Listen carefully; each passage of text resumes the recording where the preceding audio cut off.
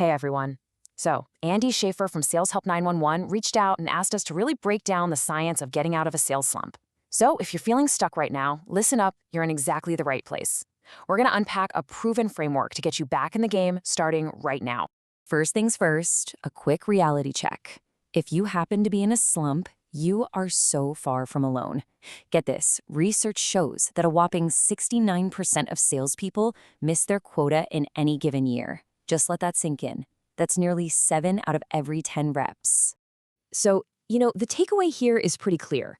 It's not really a question of if you'll hit a rough patch, it's a matter of when. Slumps are just part of the job. But what separates the top dogs from everyone else is having a system, a real plan to break out of them, and fast. So what on earth does that system look like? Well, what's really interesting is that the fix, it isn't some new script or a magical lead list. Nope.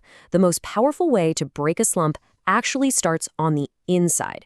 It's all about rewiring the way you think and the way you act when the pressure's on. And that brings us to our absolute foundation. Pillar number 1, mastering your mindset. Because let's be honest, before you can win any deals out there, you have to win the battle in your own head first.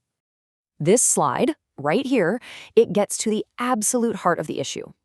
You see, a slump poisons your inner monologue. You go from stating an objective fact, I have failed to close that deal, to a really personal, damaging attack. I am a failure. That little shift in wording, it's toxic. So the very first step out of that quicksand is to consciously, deliberately separate the event from who you are. Best-selling author Jill Conrad just puts it perfectly here. And this isn't about some fluffy positive thinking. No, this is a strategic reframe. Every no, every deal that falls through, it's not a failure. It's just data. It's a learning experience that makes you sharper for the very next call. Okay, so how do we actually do that? How do we make it practical? Well, we use something called a rejection handle. You know how you have a handle for customer objections? This is the same idea, but it's for you. It's a pre-planned process for yourself, and just having that plan in your back pocket dramatically reduces stress and keeps you in the driver's seat when you hear that no. And the handle itself? It's unbelievably simple, but it is so powerful. Let's walk through it. Okay, step 1, assume positive intent. Don't take it personally. Maybe the prospect's just having a terrible day. This keeps you objective. Step 2, say it out loud. The second you get that rejection, you literally say out loud, best thing that could have happened. It sounds weird, but that one little act short-circuits your brain's automatic negative spiral. And then step 3, find the lesson. You finish that sentence with what you just learned, because I just learned X. This forces your brain to hunt for the data, to find the lesson, and to move forward instead of just stewing on the loss. Okay, let's build on that and move to our second pillar. Once your mind is in the right place, you've got to reinforce your method. This is where we stop just thinking differently and we start acting differently.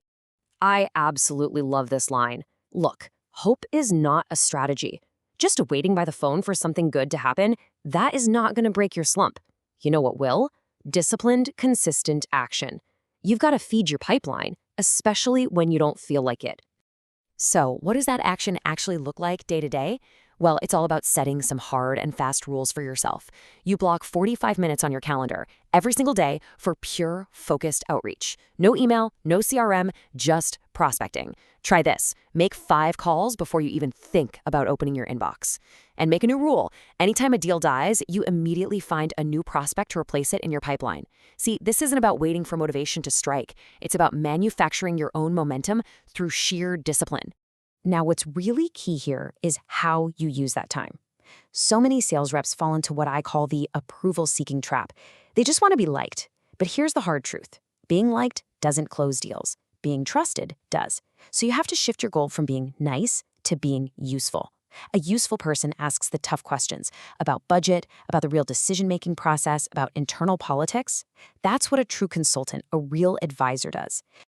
Okay, on to our third and final pillar, manufacture your momentum.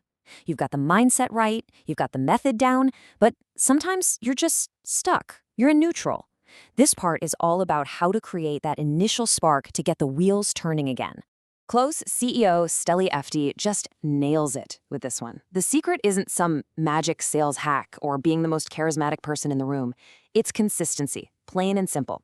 Doing the right things day in and day out is what builds unstoppable momentum.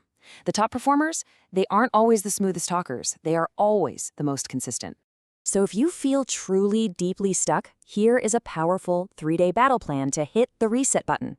Day 1 is a tactical break. Acknowledge you're in a slump and then just step away. Completely. Don't think about sales, go recharge. Day 2 is all about rewiring your brain. You're going to use a cool visualization technique called the theater of your mind. Spend real time vividly reliving your past successes, your biggest wins. And this isn't just about feeling good. It's about reminding your brain what competence and success actually feel like. Then, on day 3, you blitz. You create a brand new, high-energy action plan that focuses only on the things you can control, and then you just execute with everything you've got.